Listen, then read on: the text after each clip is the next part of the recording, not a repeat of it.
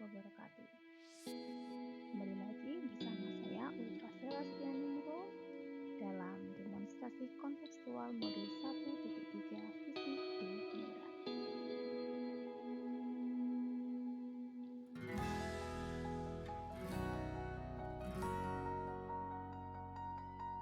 Dalam demonstrasi kontekstual 1.3 ini ada sebuah tugas, yaitu membuat sebuah prakarsa perubahan dengan menjalankan model manajemen perubahan inquiry apresiatif kerja.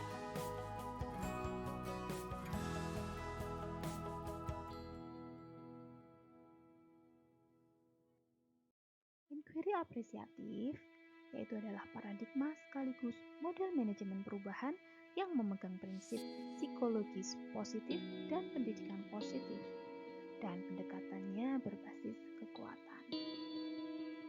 Dengan inquiry apresiatif ini, kita dapat mencetuskan sebuah dan juga kita bisa melakukannya dengan manajemen kerja. B. Membuat pertanyaan awal untuk mencetuskan hal baik yang akan dilakukan. A. Ambil pelajaran dari siapapun yang pernah berhasil melakukan taktik baik. G. Menggali mimpi, harapan-harapan yang ingin diwujudkan. J. Menjabarkan rencana agar dapat terwujud prakarsa perubahan tersebut. A. Atur eksekusi menentukan siapa yang akan memonitoring keberlangsungan rencana.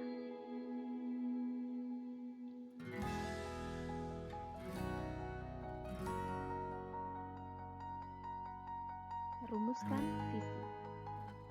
Visi yaitu kemampuan untuk melihat inti persoalan, pandangan atau wawasan ke depan, dan kemampuan untuk merasakan sesuatu yang tidak tampak melalui kehalusan jiwa dan ketajaman penglihatan, menurut Kamus Besar Bahasa Indonesia. Saya simpulkan, visi merupakan harapan, angan-angan yang hendak dicapai. Maka, visi saya adalah terwujudnya murid yang berakhlak mulia, mampu tanding dan berakar pada profil belajar Pancasila.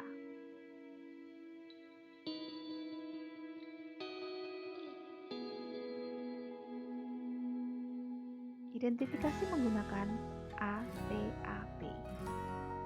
Aset. Siswa aktif, mudah diajak dalam kegiatan baik, terdapat pojok baca kelas, ruang kelas yang cukup luas, dukungan dari kepala sekolah untuk mengkreasikan kelas sesuai kesepakatan kelas masing-masing. Saya memiliki tantangan merancang kegiatan pembelajaran yang menyenangkan, namun siswa masih kurang semangat dalam hal literasi. Pojok baca kelas terbengkalai, tidak ada penataan. Maka aksi yang akan saya lakukan yaitu penataan pojok baca kelas, menerapkan kegiatan literasi di kelas. Pelajaran yang dapat diambil yaitu siswa dapat tersalurkan keaktifan dan kreativitasnya, siswa terbiasa dengan kegiatan literasi di pojok baca.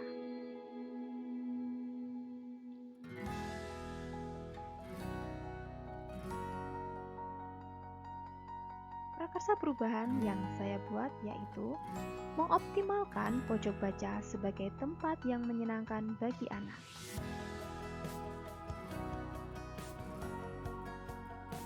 Dengan bab jamnya. B. Buat pertanyaan utama. Bagaimana membuat anak dapat menggunakan pojok baca kelas sebagai sarana yang menyenangkan dengan optimal? Maka tindakan yang harus saya lakukan berdiskusi dengan rekan di sekolah untuk memulai ide. Yang kedua, mencari referensi pada internet.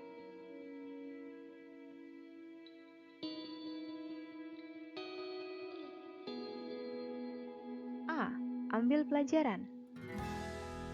Di sini ada pertanyaan yang harus dijawab, yaitu apa saja yang telah dimiliki kelas untuk membuat pojok baca?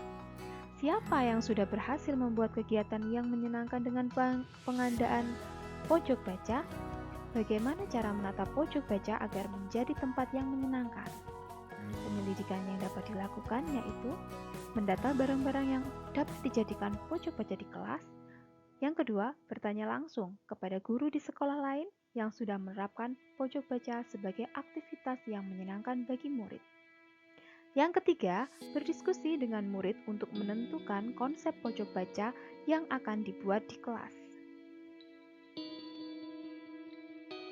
D. Gali mimpi. Dalam gali mimpi ini ada beberapa pertanyaan yang sudah saya buat. Yang pertama yaitu bagaimana memfungsikan pojok baca kelas sebagai tempat yang mengasihkan. Yang kedua, siapa yang akan memanfaatkan pojok baca kelas? Yang ketiga, apakah murid nyaman berada di pojok baca kelas? Yang keempat, apa tindak lanjut dari pengadaan pojok baca kelas? Yang kelima, kapan akan tercipta kenyamanan membaca di pojok baca? Tindakan penyelidikan yang akan dilakukan yaitu yang pertama, penataan bersama pojok baca kelas dengan murid. Yang kedua, pengamatan ketika jam istirahat pada pojok baca. Berapa anak ya yang main ke sana? Ketiga, memberikan stimulus membaca dengan diawali membacakan dongeng bersama, mengulas buku yang ada, mengklasifikasikan buku, sehingga murid tertarik ingin ikut berinteraksi langsung dengan buku-buku tersebut. C. Jabarkan rencana. Pertanyaan yang dibuat untuk menjabarkan rencana yaitu yang pertama, bagaimana mengoptimalkan potensi murid agar dapat menghias pojok baca? Yang kedua, bagaimana cara pengklasifikasian buku agar mudah ditemukan oleh murid? Yang ketiga, apa yang harus dilakukan agar murid mau mendekat dan berinteraksi dengan buku di pojok baca? Tindakan yang bisa dilakukan. Yang pertama, berdiskusi bersama murid tentang hal yang akan mereka bawa untuk menghias pojok baca.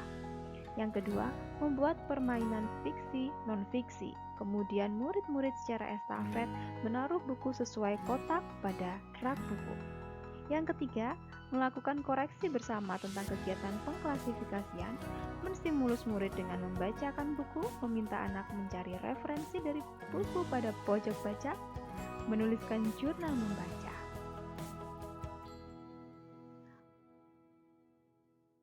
Atur eksekusi. Dalam atur eksekusi ini, kita juga dapat berkolaborasi. Siapa yang bisa mengarahkan dan memantau dalam pelaksanaan pembuatan pojok baca kelas? Yang kedua, bagaimanakah optimalisasi pojok baca sebagai pendukung gerakan literasi anak? Tentunya, membuat daftar rekan yang dapat mengobservasi pelaksanaan pojok baca termasuk kepala sekolah. Yang kedua, melaksanakan rencana literasi dengan pojok baca serta meninjau jurnal membaca tiap anak. Begitulah visi yang telah saya buat dengan alur baca yang ingin saya buat, sehingga prakarsa perubahan ini dapat terlaksana.